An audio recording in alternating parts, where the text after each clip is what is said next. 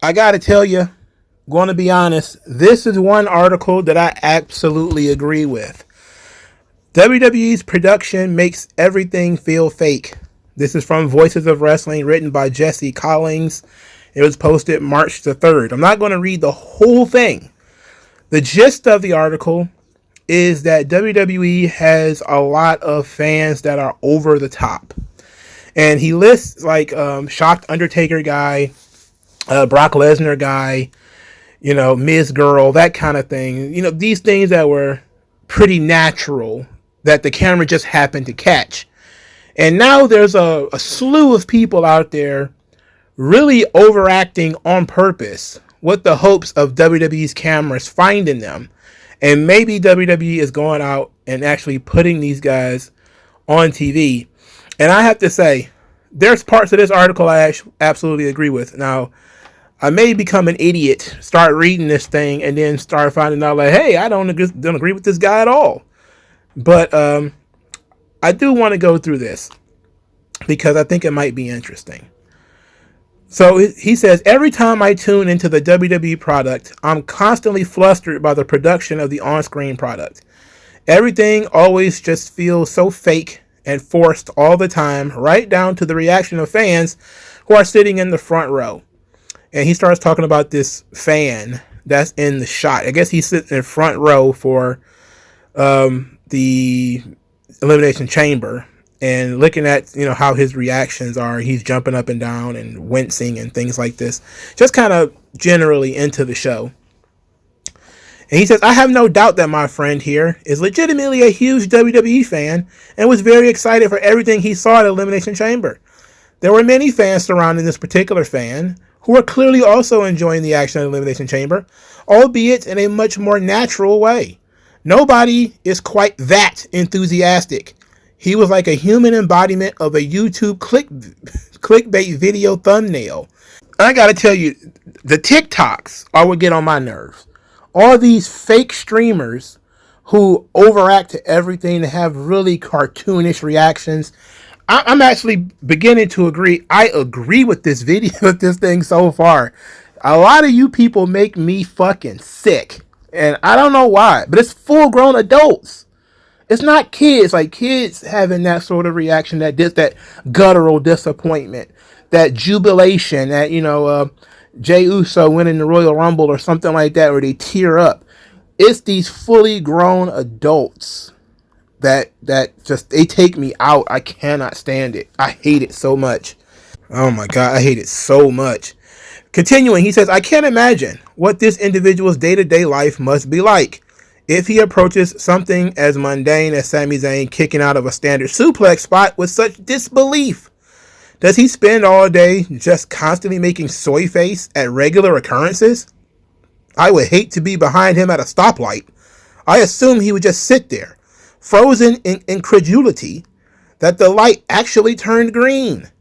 When we discuss realism in wrestling, the conversation is typically focused on if the bell-to-bell work appears fake, or if the characters on the screen are not relatable or acting in a way that makes no logical sense.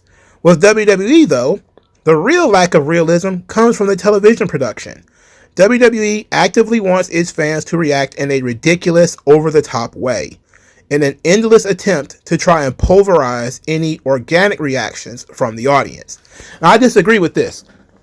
What I think it is they want to show people having fun watching the product or being disappointed or being excited or whatever. And those people, because it means that WWE might show their face in a tweet, or if WWE might show their face on television, they feel incentivized to act out. So I don't think it's WWE trying to get all the fans to do it.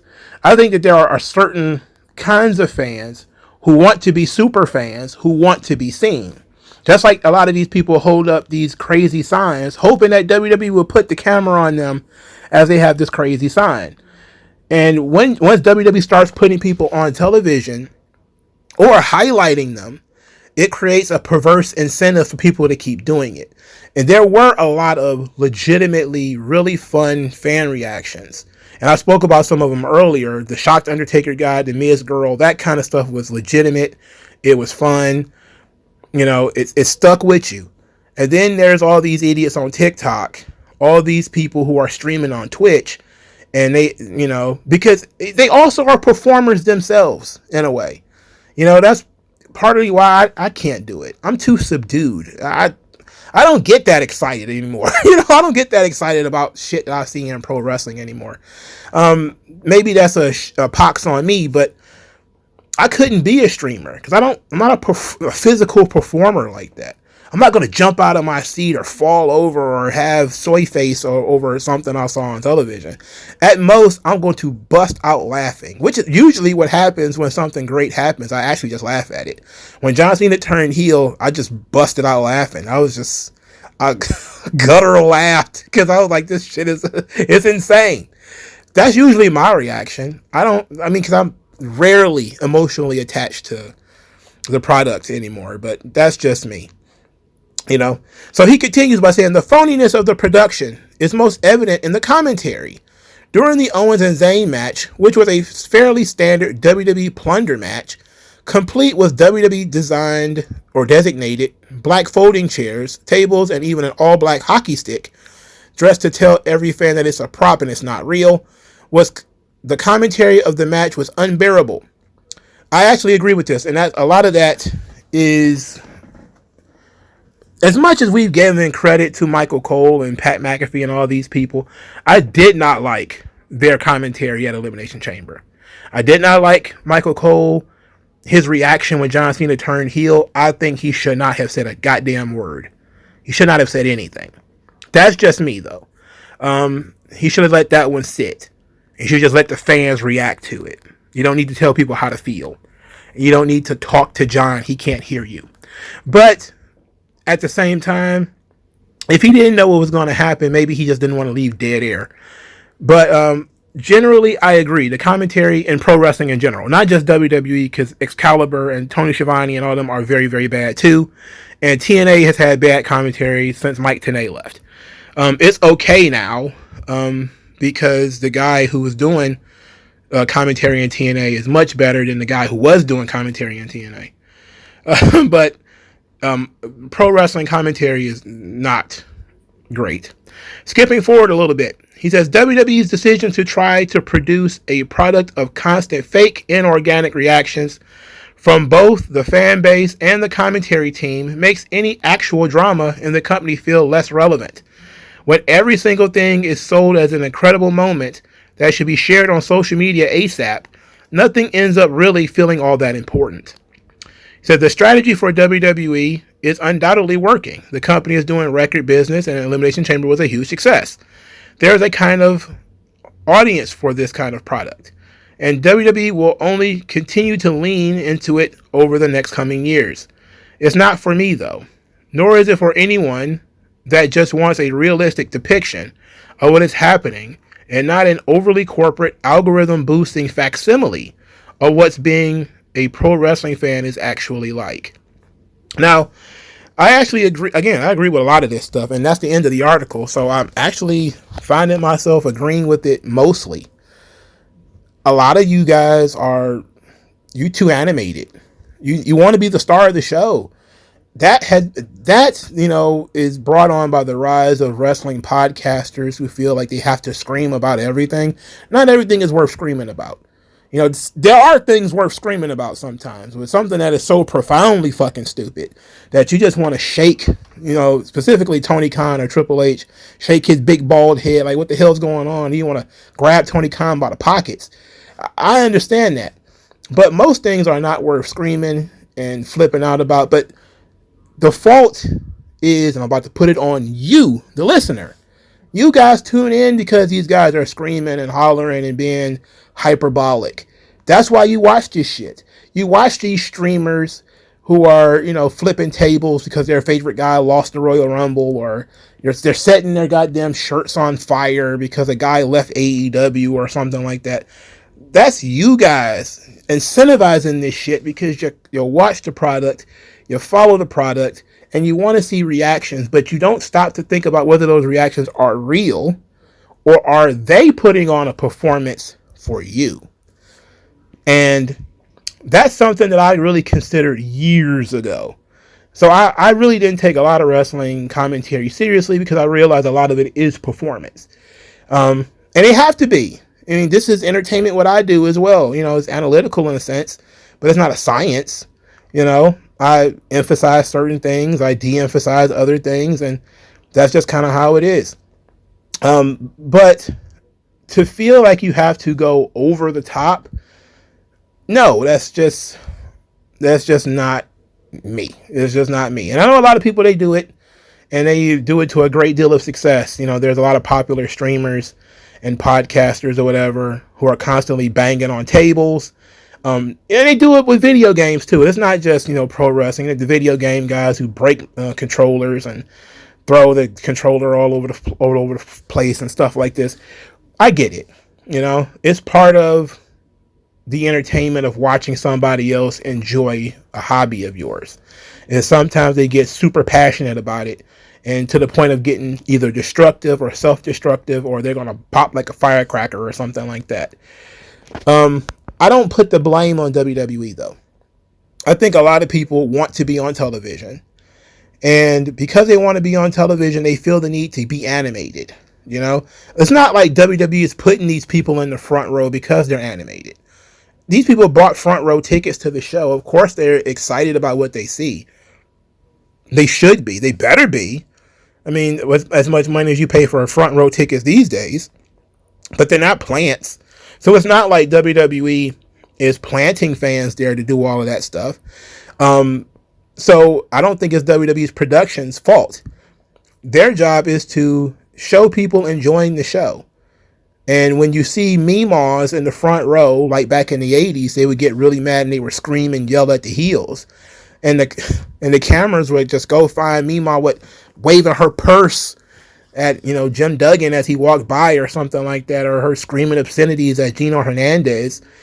That was, you know, it wasn't expected that she would become a TV star in doing that. But today, people can get caught in a completely organic moment and become a meme, and all of a sudden, they're kind of a mini celebrity. That's the fans now taking the initiative, saying, "Oh, I can become a celebrity if I, you know, bang on the table and scream. So I'll do that. I could become a celebrity if I get, you know, my reaction to this thing get shown on television. Well, then I can do that." That's why so many parents are recording their children when crazy things happen in wrestling. Like, you know, John Cena turns heel. Some dad has got, you know, the camera on his son's face to see his genuine reaction, because they know people enjoy seeing other people react to things. I actually do enjoy seeing children react to it, because I wondered how I would have reacted when I saw some of this stuff when I was a kid. But that's about it. Watching full-grown bearded adults pitch a bitch about, you know, certain things, or crying because, you know, John Cena turned heel, that's weird. That's just awkward. I don't want no part of that. That's where I'm just too old to be in the fan base. But I actually respect this article, and WWE highlighting it actually does a disservice to people who actually try to bring realistic reactions to things. But we're just fighting against the wave, you know. Let people do what they do. I'm not going to tell people to stop doing it. I'm just saying that I don't really watch a lot of streamers and stuff like that for that reason. I know a lot of these people are really, really ramping up how they feel because they're a performer as well. And when they're a performer as well, they're incentivized to perform, which is to scream, yell, you know, just bark, whatever it is necessary to get people to listen to them or watch their streams. And the fans in the building are no different. They just want WWE to put the camera on them, and then they do. And so then you get people acting like idiots in front of cameras. So I don't blame WWE. That's where my differential from the article is.